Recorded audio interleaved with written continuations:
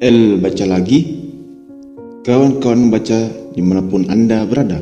Siapkan posisi nyaman, fokuskan pendengaran. Mari baca teks dan suara. Madilog, karya Tan Malaka. Bab ketiga, ilmu pengetahuan, bagian definisi. Tan Malaka mengungkapkan terjemahan, penetapan, pembatasan, dan pemastian. Artinya adalah menentukan batasan-batasan yang tepat untuk kata-kata, hukum, atau konsep tertentu. Pertama-tama, kita harus mendefinisikan apa itu definisi itu sendiri.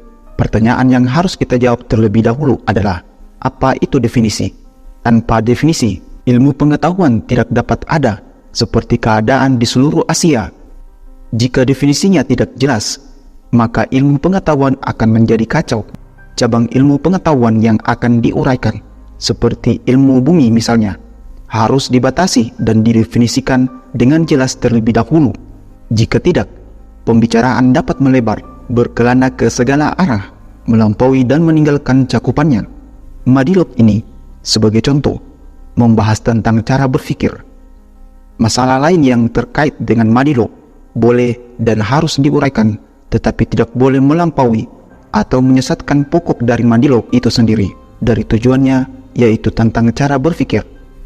Setelah cabang ilmu pengetahuan yang akan diuraikan telah didefinisikan, maka penting untuk memastikan materi yang menjadi dasar dari ilmu pengetahuan itu terlebih dahulu, yaitu semua bukti yang menjadi dasar dari ilmu pengetahuan itu.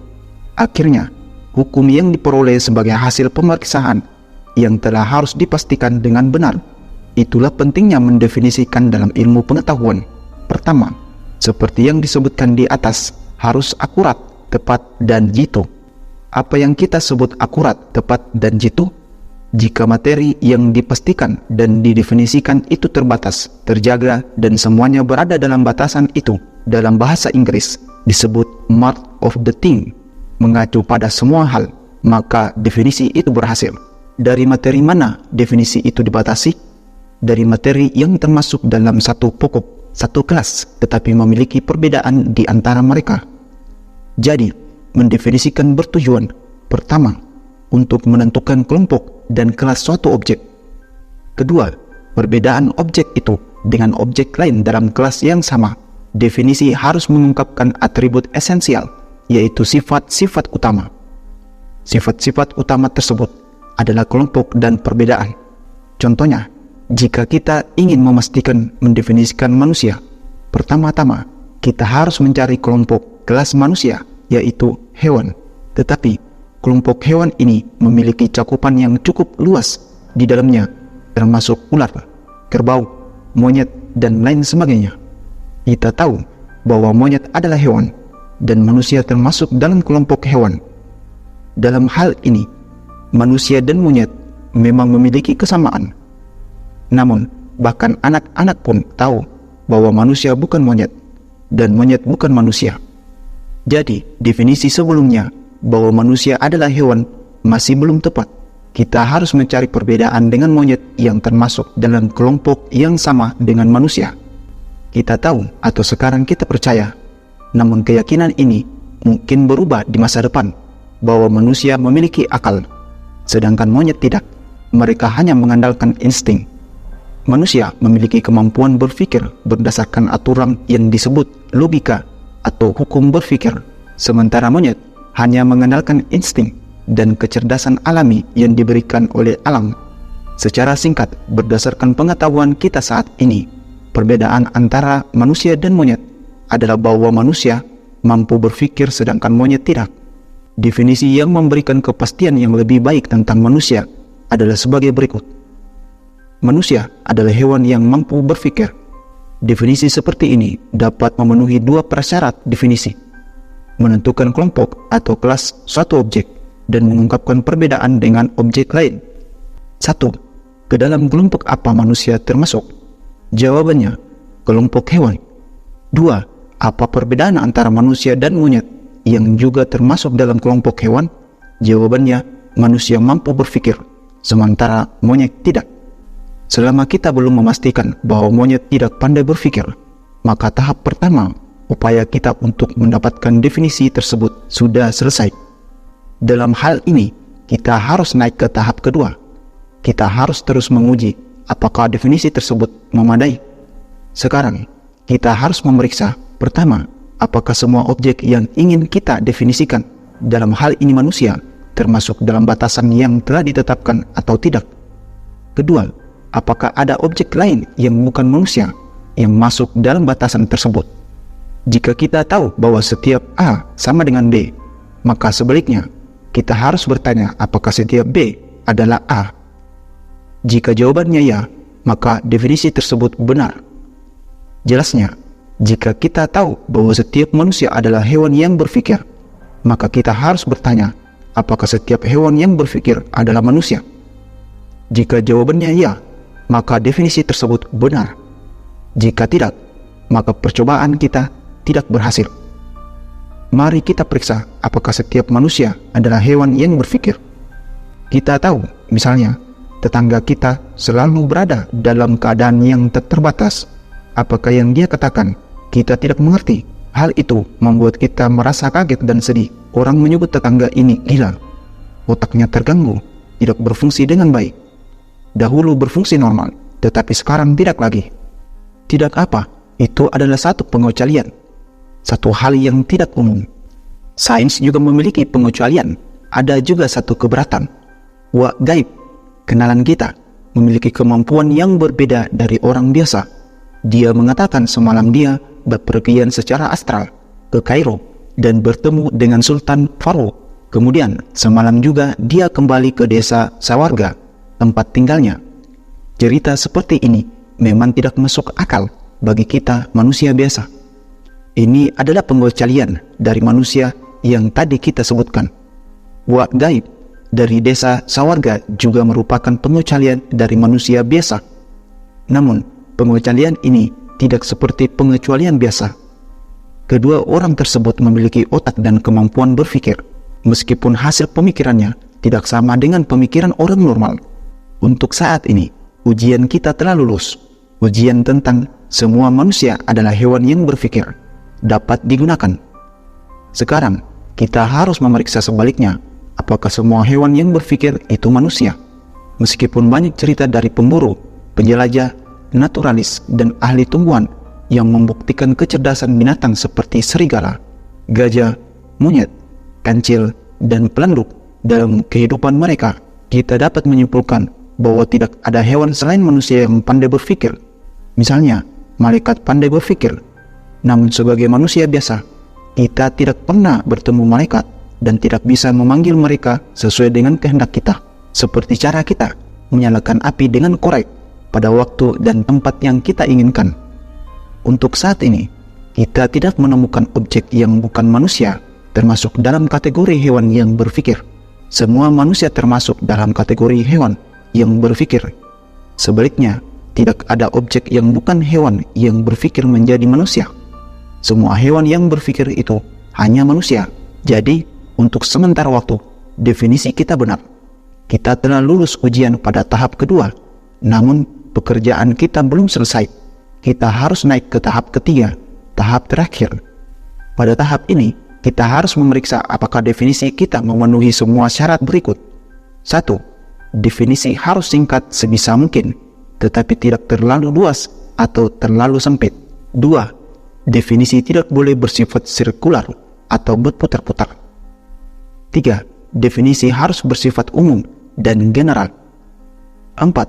Definisi tidak boleh menggunakan metafora, perumpamaan, kata-kata figuratif, penggambaran, kata-kata yang kabur, menggunakan kata-kata gaib atau samar. 5. Definisi tidak boleh menggunakan kalimat negatif. Namun, ada kalanya definisi tidak dapat dipendekkan. Jika dipendekkan, maknanya terlalu sempit. Definisi tidak boleh terlalu sempit atau terlalu luas. Misalnya, jika saya mengatakan manusia itu hewan, definisi tersebut memang singkat, tetapi monyet dan ular juga termasuk dalam kategori hewan. Jadi, jika kita mengembalikan definisi tersebut, kita akan mendapatkan hewan itu manusia. Artinya, ular, kerbau, dan monyet juga manusia. Begitu pula jika saya mengatakan manusia itu hewan, yang memiliki dua kata, karena kera dan ikan juga memiliki dua kata. 1. Definisi tidak boleh terlalu sempit. Ia harus memiliki esensial atribut, sifat-sifat penting yang tidak boleh terlewatkan. Misalnya, jika kita mengatakan bahwa kuda adalah binatang yang memama, maka definisi tersebut terlalu luas karena kerbau juga termasuk dalam kategori binatang memama. Tetapi, jika kita mengatakan kuda adalah binatang memama yang digunakan untuk ditunggangi Pangeran Diponegoro, maka definisi tersebut terlalu sempit karena selain digunakan untuk ditunggangi Pangeran Diponegoro, kuda juga digunakan sebagai penarik delman, bajak, dan sebagainya. Dalam matematika, lebih mudah untuk mencari contoh, karena matematika adalah hasil pemikiran yang didasarkan pada bukti yang telah didefinisikan terlebih dahulu. Misalnya, persegi adalah gambar datar tertutup yang dibatasi oleh 4 garis lurus dengan panjang yang sama dan memiliki 4 sudut siku-siku. Di sini, bukan hanya satu sifat yang penting. Pertama, gambar tersebut harus datar dan tertutup, bukan gambar di tempat yang tinggi atau rendah, bukan juga gambar yang terbuka, tetapi semua sisinya harus bertemu. Kedua gambar tersebut harus dibatasi oleh 4 garis lurus dengan panjang yang sama, bukan 3 atau 5. Garisnya harus lurus dan tidak boleh bengkok, dan panjangnya harus sama. Ketiga gambar tersebut harus memiliki 4 sudut siku-siku. Tidak boleh ada satupun dari 3 sifat di atas yang terlewatkan. Jika ada yang terlewat, bukan persegi yang kita dapatkan. Memang definisi harus sebisa mungkin singkat, tetapi harus mencakup semua sifat penting. 2. Definisi tidak boleh bersifat sirkular atau berputar-putar. Kesalahan ini terjadi ketika kita menggunakan kata-kata lain yang memiliki arti yang sama.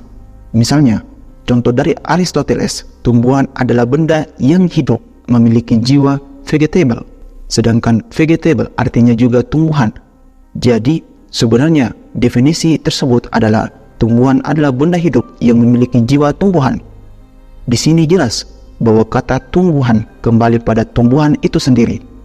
Itu sama saja. Dengan begitu, kita tidak mendapatkan penjelasan yang pasti tentang tumbuhan.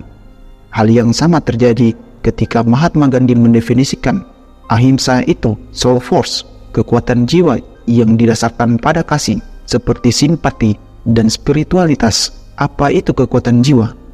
Itulah yang perlu dibuktikan lagi dan mengganti namanya dengan yang baru. Tetapi dalam hal ini, pekerjaan hanya berputar-putar di tempat yang sama, seperti menghela kain sarung. Begitu juga seorang kenalan saya tidak dapat memberikan penjelasan apapun jika ia menjelaskan definisi dari definisi adalah suatu ketentuan yang pasti yang ditentukan oleh ketentuan yang pasti. Di sini, ia menggunakan kata-kata ketentuan dan pasti berulang-ulang yang memiliki arti yang sama dengan definisi. Meskipun definisinya panjang, ia tidak memberikan penjelasan baru karena penjelasan yang diberikannya tidak memiliki dasar atau akhir yang jelas. 3. Definisi harus bersifat umum atau general. Definisi harus umum, biasa, dan lebih dikenal daripada barang yang ingin didefinisikan. Hewan lebih umum memiliki cakupan yang lebih luas daripada manusia, karena dalam kategori hewan juga termasuk monyet, ular, ikan, dan bukan hanya manusia. Meskipun cakupannya lebih luas, definisi untuk sebaliknya lebih dikenal dan tidak hanya diketahui oleh kelompok tertentu. Misalnya, kelompok terpelajar. Sebagai contoh, berikut adalah definisi yang meskipun benar, hanya diketahui oleh sebagian kecil orang. Jam adalah sebuah kronometer untuk mengukur waktu dengan dihitung. Cukup dikatakan, jam adalah perkakas untuk mengukur waktu. Jika perlu kita merujuk pada kapal di mana orang menunjukkan jam khusus yang disebut kronometer untuk pekerjaan yang kurang dikenal oleh masyarakat umum, kecuali jika tidak ada cara lain selain menggunakan cara khusus tersebut. 4. Definisi tidak boleh menggunakan metafora, perumpamaan, kata-kata figuratif, dan kata-kata yang tidak jelas atau gaib. Dengan menggunakan definisi, kita ingin memastikan, membuktikan, dan menjelaskan sesuatu.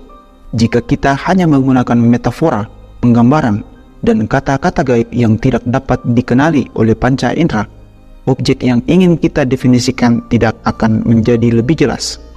Malah sebaliknya, misalnya, seorang penyair yang ahli dalam menggunakan metafora menggambarkan dirinya sebagai sepantun anak ikan yang di waktu pasar besar hanyutlah ia. Dalam satu aspek, ia memiliki kesamaan dengan ikan. Ikan dihanyutkan oleh pasang, dan penyair dihanyutkan oleh penderitaan hidup. Meskipun penderitaan hidupnya seringkali hanya terjadi di ujung pena pakernya saja, namun ada banyak perbedaan antara anak ikan dan penyair kita. Jika kita mengganti definisi penyair kita dengan definisi anak ikan, maka akan masuk pula semua karakteristik anak ikan yang tidak ada pada penyair.